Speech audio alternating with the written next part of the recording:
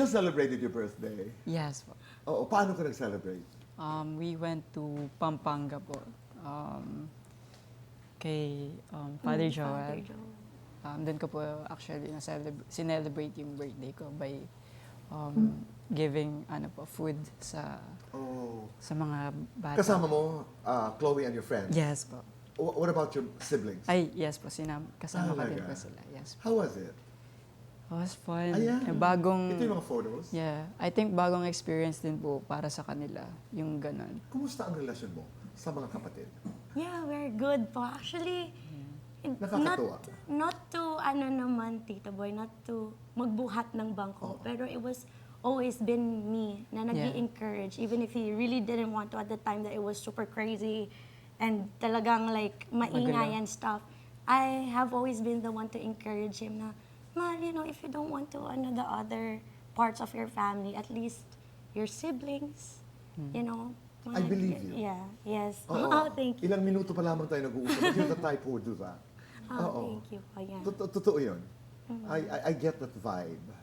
Anong dasal niyo para sa inyong mga pamilya? Ako palagi, kasi ako madasal po kasi ako talaga. Oo. Palagi, Father Joel nga, Yeah. ginawa ko yung birthday mo. palagi ko po pinagdadasal na sana nasa maayos kaming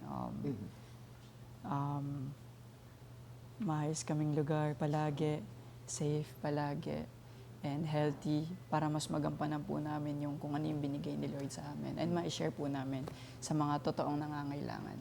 And yes, syempre sa personal ko pong panalangin, maabot ko kung ano yung purpose na binigay sa akin ni Lord dito. Para pagdating po ng panahon, kung tatanungin niya ako, marami po akong kwento na natutunan, na experience. And especially yung mga taong nasa paligid ko na palagi niyang pinoprovide sa akin. Nakukuha ko yung pagmamahal from that po. Gusto ko po ikwento sa kanya.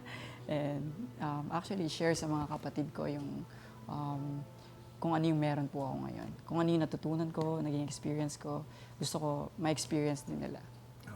Chloe, ikaw? Yeah, Sa pamilya mo, are they in Australia? Nandito? yeah, yes. Nasa Australia sila. Parehas, we're both in Australia and here sa Philippines. But I always just pray for everyone po Yeah. kasi I always include everyone in my prayers. Even people that hate me or dislike me, I pray for them to feel the healing that the Lord and God gave me and Kaloy so that they can feel the love that we feel for each other and the love that we feel sa mga taong nakapaligid po sa amin. And yeah, I always just pray for our protection and divine guidance. Yun, and blessings, of course. And I also pray to the Lord God po na tulungan kami or i-guide kaming ikip kung ano yung binigay niya sa amin. Chloe, Carlos, I promise I'm not going to go into details. But I'm just so tempted to ask you, dahil napakaganda ng iyong latag na pagdating ng araw, pag kinausap ako ni God, marami akong ikikwento sa Kanya. I usually ask this in my interviews. Pag dumating ang panahon na yon at sinabi ng Panginoong Diyos, Carlos, kumusta ka bilang anak sa iyong mga magulang? Anong sagot mo? Ginawa ko po yung part ko and naglakas akong ng loob. Humingi ako actually po sa inyo ng lakas ng loob upang kausapin sila, ma-explain kung ano yung nangyari. At especially sa nagawa po nila sa akin, ako wala akong galit sa puso ko. Walang kahit anong galit, sama ng loob, pagtatampo. Wala akong naramdaman ganun. Ngayon kung tatanungin ako ni Lord na gusto mo ba sila makasama? Like, wala naman pong problema. Ako tinry ko yung best ko na kausapin sila, mapag-ayos ang lahat. Pero hindi ko po hawak yung sagot na yun. Okay. Ang nadinig ko ay isang bukas na pananalita.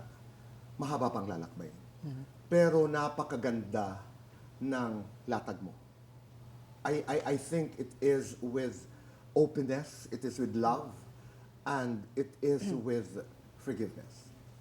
Na napakaganda.